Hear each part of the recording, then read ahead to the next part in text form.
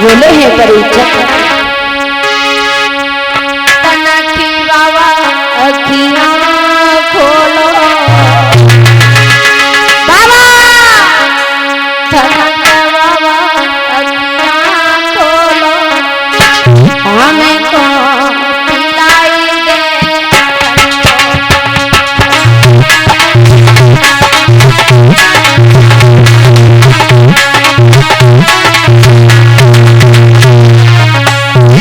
माताएं सभी लोग दोनों हाथों से तालियों के साथ में आज परीक्षित महाराज व्याकुल हैं। लोमक ऋषि से कह रहे बाबा दो घूंट पानी पिला दो।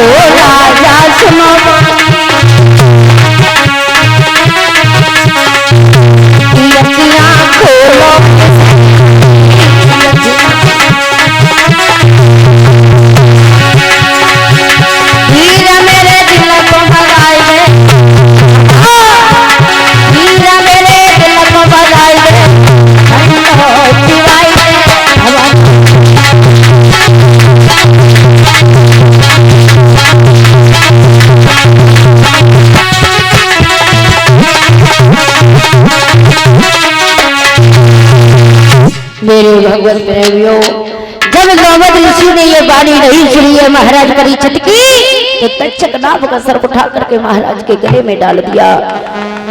और जब गले में डाला है तो महाराज लोमक ऋषि की जैसे ही नेत्र खुले कहने लगे, राजन ये तुमने क्या कर दिया? मैं तो तप कर बैठा था, भगवान की आराधना कर रहा था, भगवान से प्रार्थना कर रहा था, ये तुमने ठीक नहीं किया। जब इतनी बात सुनी है महाराज तो छोटे मोटे बाल गोपाल वहां खेल रहे थे। जाकर के लोमक जो ऋषि के पुत्र श्रृंगी ऋषि जो थे उनके पास में जाकर के पहुंचे हैं कि भैया गजब हो गया है कि तुम्हारे पिता के गले में किसी ने, एक राजा ने जाकर के दक्षक नाम, वो दक्षक को गले में डाल दिया है।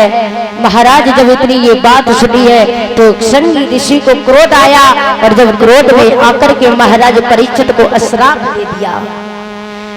हाथ में जल भर करके कहने लगे, परीक्षित, हे राजन, तुमने मेरे पिता की भक्ति को डिगाया है। हमारे पिता की मैं तुम्हें अश्राप देता हूँ कि यही दक्षक तुम्हारे 7वें दिन तुम्हें ये डस लेगा। महाराज जैसे ही अश्राप दिया वैसे ही महाराज लोमद ऋषि की आंखें खुली, और जैसे ही आंखें खुली हैं तो कहने लगे, बेटा ये तुमने क्या कर दिया। श्रृंगी ऋषि ने जब अश्राप दिया है कि राजन ये तुमने ठीक नहीं किया, तुमने मेरे पिता की भक्ति को डिगा दिया, यही दक्षक तुम्हें 7वें दिन तक डस लेगा। महाराज लोमद ऋषि के मन में विचार आया, अब दिया हुआ अश्राप वापस तो नहीं हो सकता है। महाराज परीक्षित जी को समझाते, हे राजन मुझे माफ करना, वो बालक नादान है और उसने गुस्से में आकर के तुम्हें अश्राप दे दिया है। अब वो अश्राप वापस तो नहीं हो सकता है।